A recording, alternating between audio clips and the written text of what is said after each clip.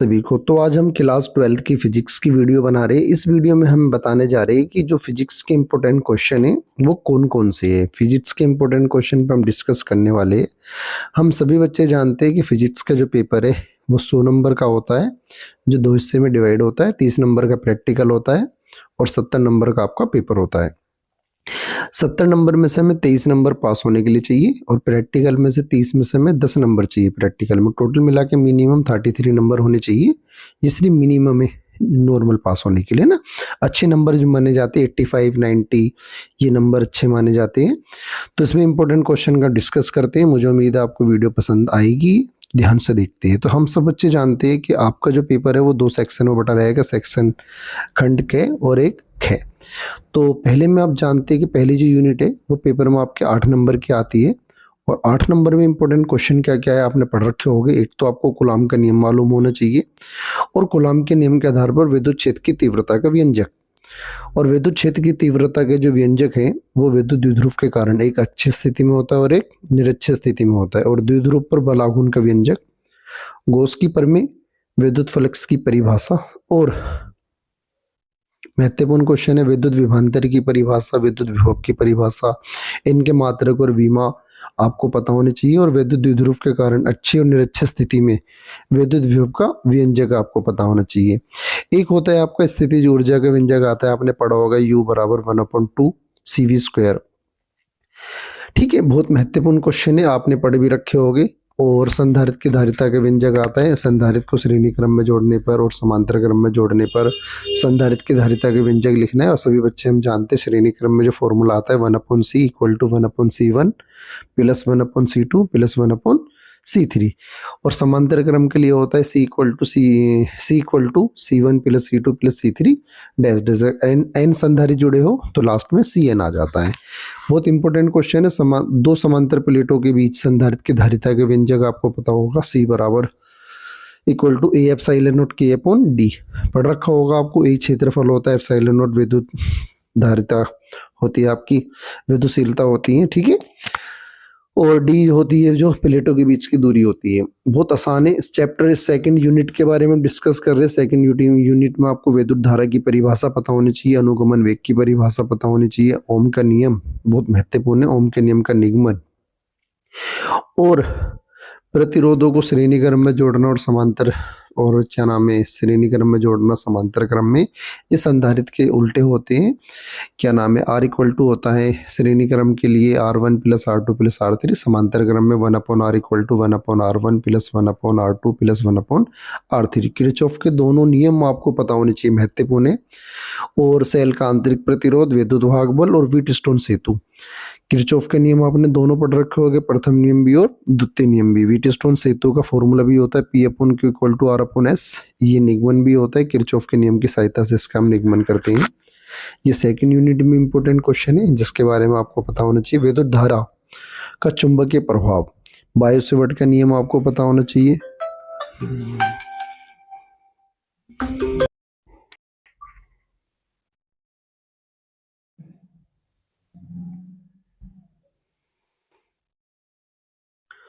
तो महत्वपूर्ण क्वेश्चन पे हम डिस्कस कर रहे थे, तो उन क्वेश्चनों को ध्यान से पढ़ते समझते द्वारा अभी हमने पढ़ा था बायो सेवर्ट के नियम के बारे में आपको पता होना चाहिए। और इसमें आपका दो समांतर जो धारावाही चालक तार होते हैं, तो दो समांतर धारावाही चालक तार के बीच लगने वाले चुंबकीय बल का फॉर्मूला होता है, वो आपको मालूम होना चाहिए। बहुत सिंपल सा चैप्टर है। चुंबकीय द्विध्रुव आघूर्ण के बारे में, चुंबकीय द्विध्रुव के बारे में आपको पता होना चाहिए। और 3 प्रकार की आपकी चुंबक होती है, अनुचुंबकीय, प्रतिचुंबकीय, लोही चुंबकीय। तीनों में अंतर आपको पता होना चाहिए। चुंबकीय क्षेत्र की रेखाएं की परिभाषा। ठीक है, बहुत आसान सा चैप्टर है। एक बार रीडिंग लगाओगे, 2-3 डेरिवेशन है इसके अंदर महत्वपूर्ण, ये पता होना चाहिए। चल कुंडली जो लॉन्ग क्वेश्चन है बहुत इंपॉर्टेंट इस चैप्टर का, वो आता है पेपर में। एमीटर और वोल्टमीटर का रूपांतरण आपको मालूम होना चाहिए। विद्युत चुंबकीय प्रेरण और प्रतिवर्ती धारा के बारे में, विद्युत चुंबकीय प्रेरण के बारे में बहुत महत्वपूर्ण क्वेश्चन। फैराडे के दोनों नियम, EM इलेक्ट्रोमोटिव फोर्स, विद्युत वाहक बल, धारा, लेंज का नियम, स्व प्रेरण और अन्योन्य प्रेरण के बारे में, प्रतिवर्ती धारा, ये आपका सिलेबस है। और इन सिलेबस से रिलेटेड आपको महत्वपूर्ण क्वेश्चन मालूम होने चाहिए। एक बार आप पढ़ लोगे, पढ़ रखे आपने रिवीजन। LCR परिपथ फॉर्मूला पढ़ा होगा, Z बराबर प्रतिबाधा वाला। AC जनित्र ट्रांसफार्मर विद्युत चुंबकीय तरंगे, विस्थापन धारा की आवश्यकता, विद्युत चुंबकीय तरंगे, इनका अभिलक्षण, विद्युत चुंबकीय तरंगों की अनुप्रस्थ प्रकृति, विद्युत चुंबकीय स्पेक्ट्रम, स्पेक्ट्रम में रेडियो तरंगे, सूक्ष्म तरंगे, अवरक्त, दृश्य, पराबैंगनी और गामा किरणें, इनके उपयोग के बारे में आपको इनकी मौलिक जानकारी आपको पता होनी चाहिए। ये आपका 35 नंबर का पेपर होता है। फिर सेकंड पार्ट आता है आपका, जिसमें प्रकाश का परावर्तन, गोलीय दर्पण, दर्पण सूत्र, प्रकाश का अपवर्तन, पूर्ण आंतरिक परावर्तन तथा इसके अनुप्रयोग, प्रकाशित तंतु, गोलीय पृष्ठों पर अपवर्तन, लेंस, पतले लेंसों का सूत्र, लेंस मेकर, आवर्धन, लेंस की शक्ति, संपर्क में रखे दो पतले लेंसों के लिए फोकस दूरी का फॉर्मूला, प्रिज्म से होकर प्रकाश का अपवर्तन पड़ा होगा, प्रिज्म के अपवर्तन का सूत्र n बराबर साइन, ठीक है। और प्रकाश का प्रकीर्ण, सूक्ष्मदर्शी और खगोलीय दूरदर्शी, इनके आवर्धन क्षमताएं, तरंगे, तरंगाग्र, हाइगेंस के दोनों सिद्धांत महत्वपूर्ण है, जिसके नियम के सिद्धांत के अनुसार आपके परावर्तन नियम की व्याख्या होती है और अपवर्तन नियम की व्याख्या की जा सकती है। महत्वपूर्ण क्वेश्चन है, 2 लॉन्ग क्वेश्चन है। यंग का व्यतिकरण, व्यतिकरण वाली आपने डेरिवेशन पढ़ी होगी, जिसमें समपोषी और विनाशी व्यतिकरण के बीच में 2 कंडीशन आती है। यंग के द्विचीरी प्रयोग, फिर इन चौड़ाई के लिए व्यंजक, और आपने क्या नाम है, ध्रुवन, समतल ध्रुवित प्रकाश, पोलराइड का उपयोग, महत्वपूर्ण क्वेश्चन है, बहुत इंपॉर्टेंट क्वेश्चन है, इनके बारे में डिस्कस करिए।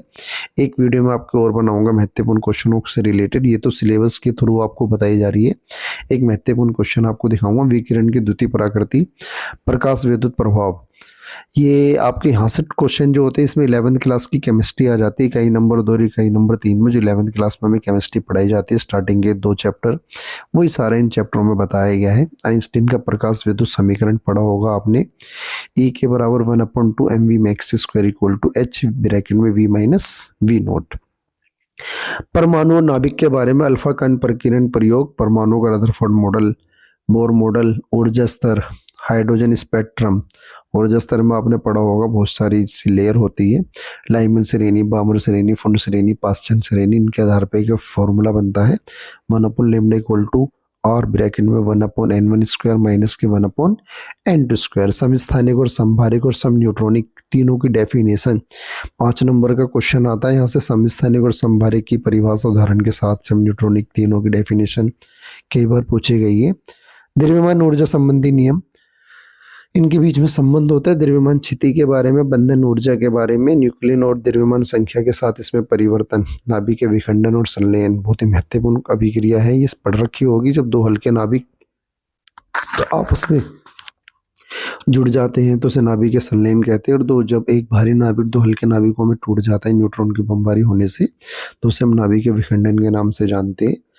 ठीक है, बहुत आसान है, ज़्यादा हार्ड नहीं है। सुन भी रखा होगा आपने, नाभिक के विखंडन में यूरेनियम होता है 92, 235 में न्यूट्रॉन की बौछार करी जाती है, तो ये बेरियम, बेरिलियम, बेरियम में और क्रिप्टॉन में टूट जाता है और प्लस में न्यूट्रॉन उससे अलग हो जाते हैं। ठीक है, नाभिक के संलयन में क्या होता है, तो हल्के नाभिक जुड़ जाते हैं आपस में और एक भारी नाभिक का निर्माण करते हैं। सुना भी होगा रिएक्शन आपने, 1H1 + 1H1 इक्वल टू, बहुत आसान सी रिएक्शन है, पढ़ लोगे एक बार समझ में आ जाएगा। फिर लास्ट यूनिट है आपकी जो पेपर में आती है, इलेक्ट्रॉनिक युक्ति है, जिसमें ठोसों में ऊर्जा बैंड, चालक, कुचालक और अर्धचालक के बारे में आपको पता होना चाहिए। पहले ये यूनिट बहुत बड़ी बड़ी होती थी, अब तो सिर्फ थोड़े ही टॉपिक बचे हैं जिनके बारे में आपको समझना है और अच्छे से तैयारी करनी है।